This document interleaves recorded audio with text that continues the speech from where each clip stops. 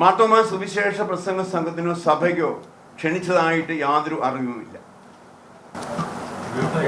അദ്ദേഹത്തെ ക്ഷണിക്കുകയും ഫെബ്രുവരി 15-ാം തീയതി അദ്ദേഹം വരാമെന്ന് ഉറപ്പു നൽകുകയും ചെയ്തതാണ് അദ്ദേഹത്തിന്റെ ഓഫീസിൽ നിന്ന് നമുക്ക് കിട്ടുന്നത്. മാർത്തോമാ സഭയ്ക്കോ സുവിശേഷ സംഘത്തിനോ അങ്ങനെ ക്ഷണിച്ചതായിട്ട് അറിവില്ല. യുവവേദിയുടെ അതിന് സംസാരിക്കേണ്ടവരെ അത് ഫൈനലൈസ് ചെയ്ത് അറിയിക്കുവാൻ തക്കവണ്ണം അത് മാർത്തോമാ മെത്രാപ്പോലീത്ത ആ സമയത്ത് അറിയിക്കും. പ്രത്യേക സമ്മേളനങ്ങളുടെ എല്ലാം പറഞ്ഞിട്ടില്ല.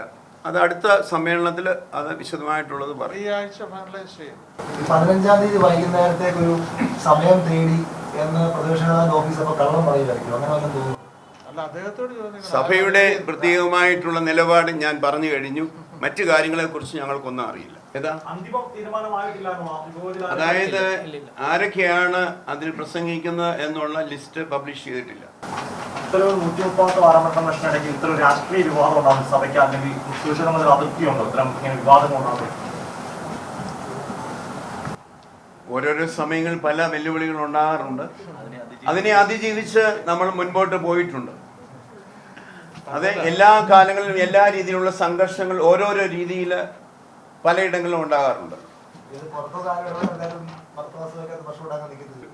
ലിസ്റ്റ് തയ്യാറാക്കിയാൽ അതിനകത്ത് ആ ലിസ്റ്റ് മെത്രാപ്പൊലീത്തയുടെ അംഗീകാരത്തോടുകൂടി അത് ചെയ്യുന്ന രീതിയാണ്. ഇല്ല ഇല്ല ഇല്ല, അങ്ങനെ ഒരു പ്രൊസീജിയർ ഇല്ല. അങ്ങനെയുള്ളൂ, ഇതുവരെ അങ്ങനെയാണ്.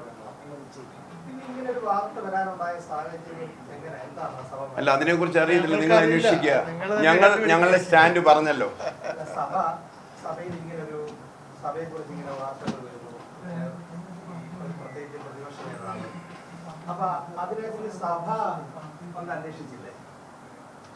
മാർത്തോമാ സുവിശേഷ പ്രസംഗ സംഘത്തിന്റെ ക്രമീകരണം എല്ലാറ്റിനുമുണ്ട്. ഈച്ച് ആൻഡ് എവരിതിങ് ഓരോ സമയത്ത് പ്രസംഗിക്കേണ്ട ആ പ്രൊസീജിയർ അനുസരിച്ച് കാര്യങ്ങൾ പോകുന്നുണ്ട്. മറ്റ് കാര്യങ്ങളിൽ സുവിശേഷ സംഘം ഇടപെടാറുണ്ട്. മാധ്യമങ്ങളിലൂടെയൊക്കെ ഇങ്ങനെ ഞങ്ങൾ അറിയുന്നതേ ഉള്ളൂ.